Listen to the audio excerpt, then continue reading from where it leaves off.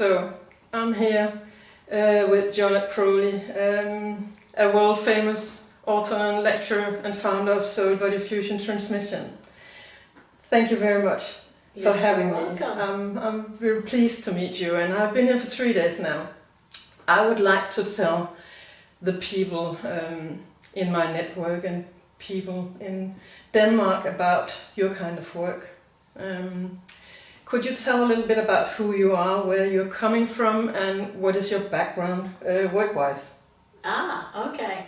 Well, I started out with a Master's in Business Administration, and I was a leadership consultant for decades. And while I was doing leadership for big corporations in the US and in Asia, I also was developing myself personally. So I found that I had some clairvoyant gifts, and that I was really quite clairvoyant, and I could see things and hear things, and some of the things I saw would come true, which surprised me. But all during that time I was still working in corporations as a leadership consultant, because that's really my passion, is how to help leaders in corporations be better leaders so they can have better teams and better results and happier organizations. And I realized you can't do it through changing hierarchy. You have to do it through your heart and through leading by example.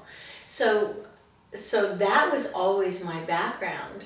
And then my spiritual work, my work with groups around the world, my books, started becoming more well known.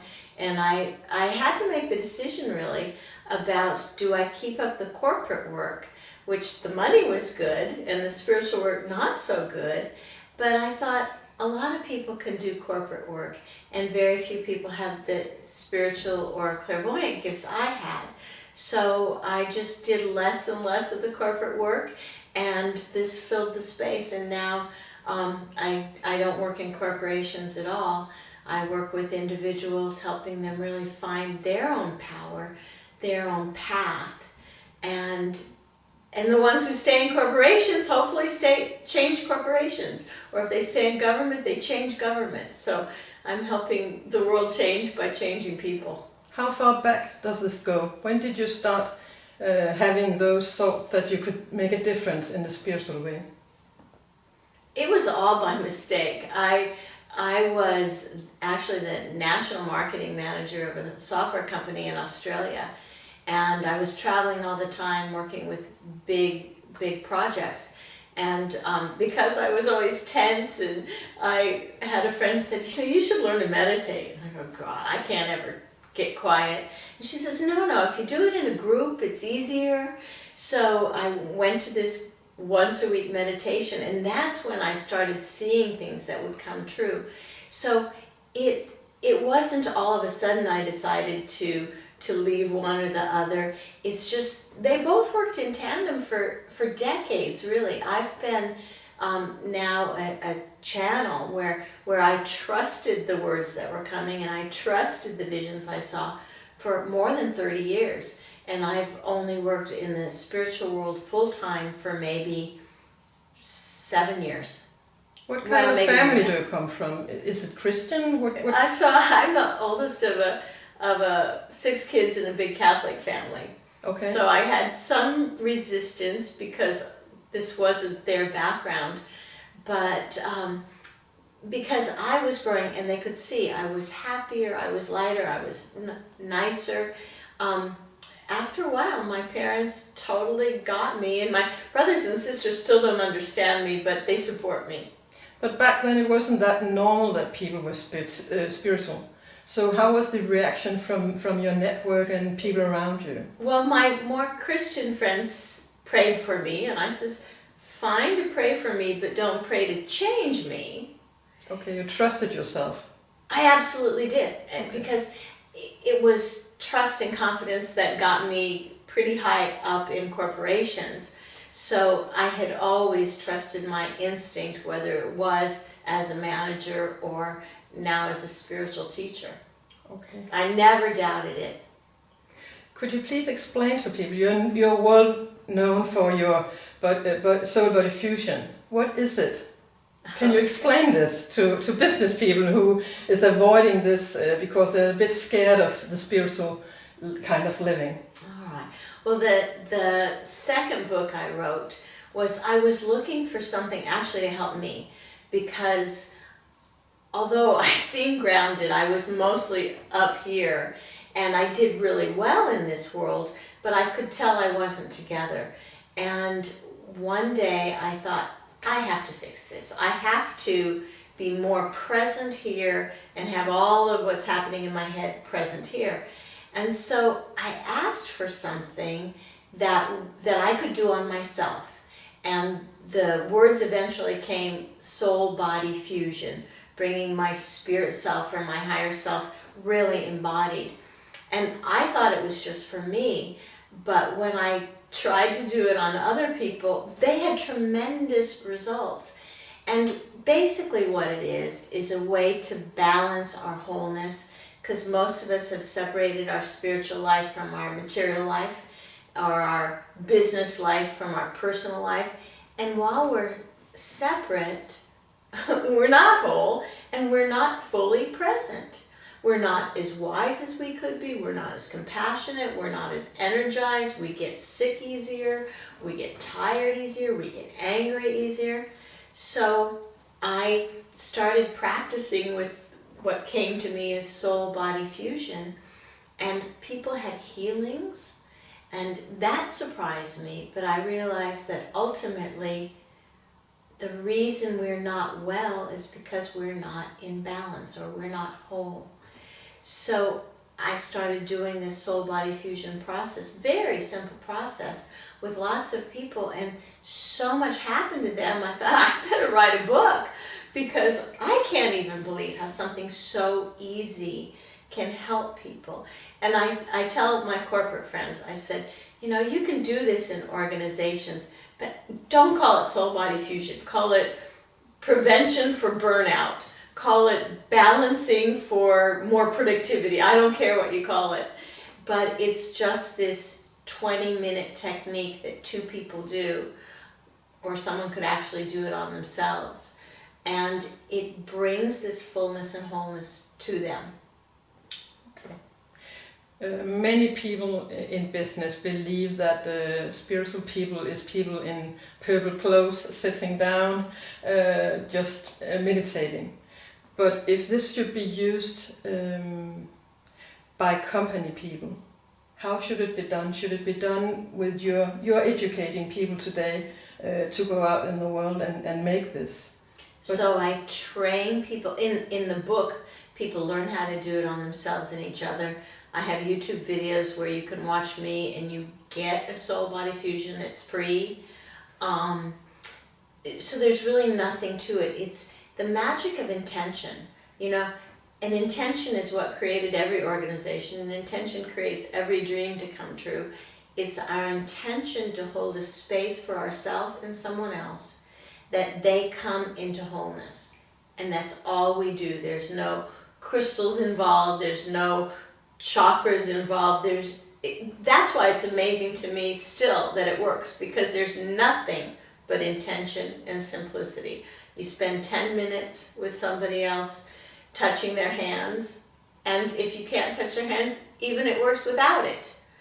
And it just, something happens, I guess, because our spiritual self, our whole self, our heart self, wants to be present all the time, but it hasn't really been given permission.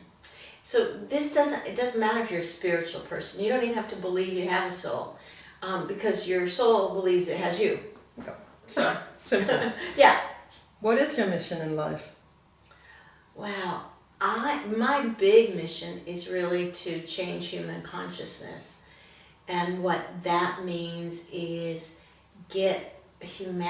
help humanity find our heart, find our soul, so that as a collective field, we're no longer killing each other or hurting the planet, or selfish or afraid or greedy.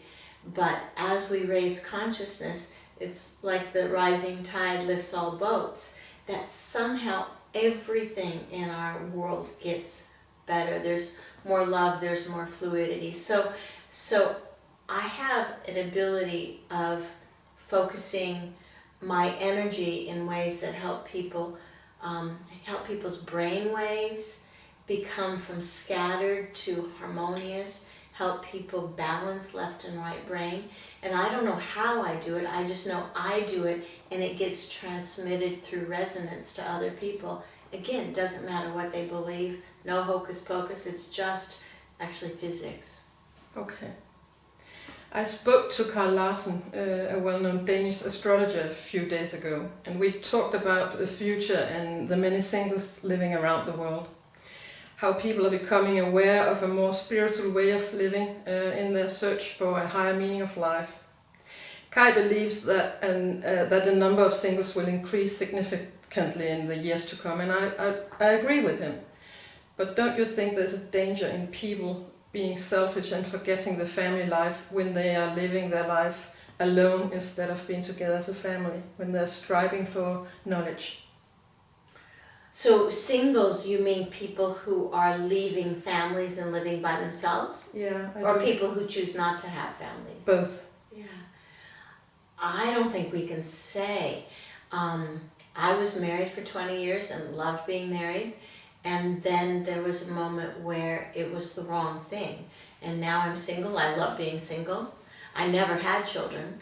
I think there's a season for everything.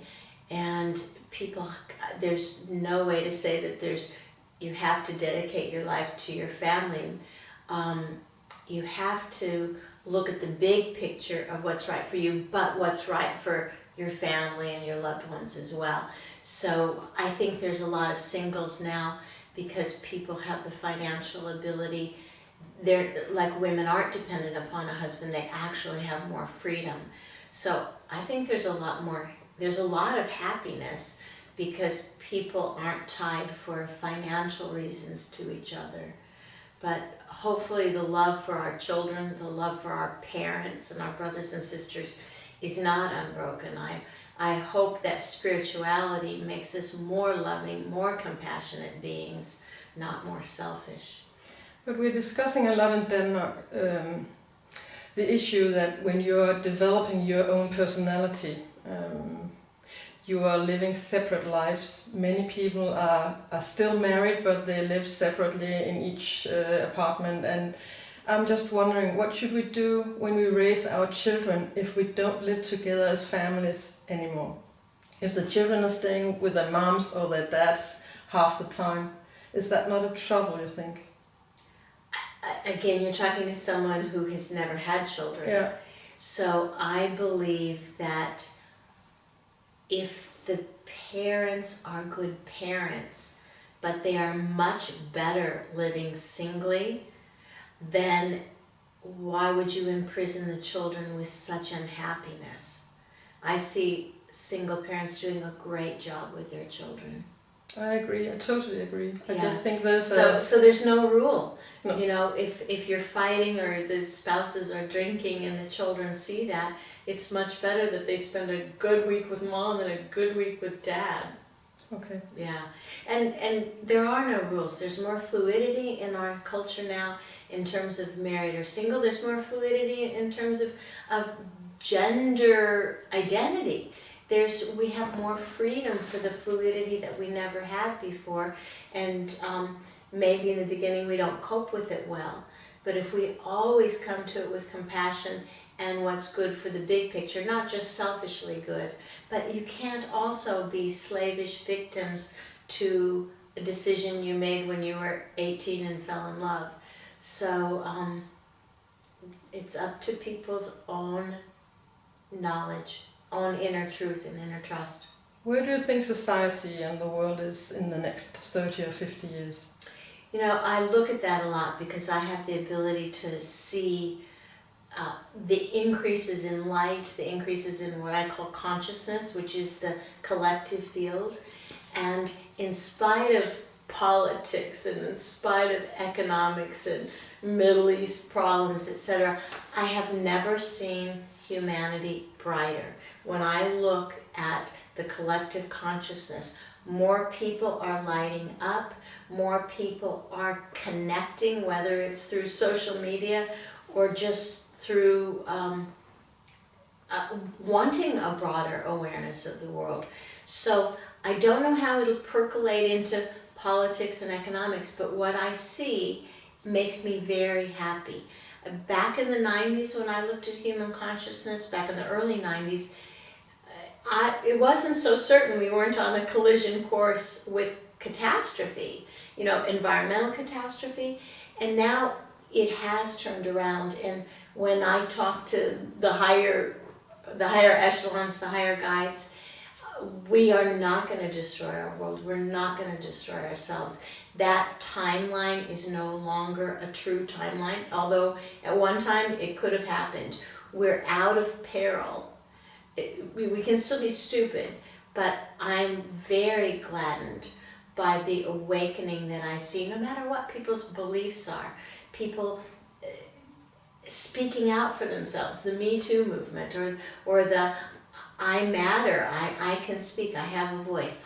All of that is helping us find more light. So I'm actually very heartened. I go around the world and I see how much people change quickly now, more quickly than ever before. We're kind of not in the mud and the density that we once were. You also mentioned during the 3 days now that we're coming into an area where people are thinking we instead of only I. I is still important if we want to develop, but we is more important, right? Yeah, so I have a saying that we're moving from I/me, which is I that serves only me, to I/we, which is I who serves we. So the I is still important. Your uniqueness and everyone else's uniqueness is so important. What a boring world we would be if you couldn't be you and I couldn't be me. But when we serve that we make a bigger garden, a bigger collective. That's magnificent. You're keeping up a good energy when you're standing in front of people. How do you do that? How do you accomplish this when you're traveling around the world, sharing all this with so many people? How do you keep growing yourself, and how do you keep taking care of yourself? Because I love what I do and it energizes me. And when I was a corporate trainer and consultant, I loved it too. This I love even bigger. I just love people. I love watching the lights go on. So as long as I try to eat well, when I travel I don't get any exercise, but I've always had tons of energy, and I always have I have high self-esteem. So I don't get knocked over by if people are upset. So it's easy for me to do what I do. You're world famous, and I presume you well, maybe not world famous. I'm a little famous in Europe, yeah, and people in other parts of the world might know me a little bit. Getting to know you. Yes. Yeah. What is your dream for the future regarding yourself? Do you keep educating people? Do you keep writing books? Or what is your dreams for the future for yourself? Great question. I love to travel, so I love to come to Denmark. I love to come to Scandinavia and all over. And I suppose my dream is to make sure that I have enough influence so when I don't want to travel quite so much, I can still do seminars on the internet or find other ways to reach people. But right now, I love to travel. My dream is to work as long as I can, but just pick my work. I'm certainly not ready to retire. It's just too fun. Your life is an adventure, and you're going to see many places. It has been such a pleasure. Thank you for meeting me, and I wish you all the best in the future. Thank you so very much.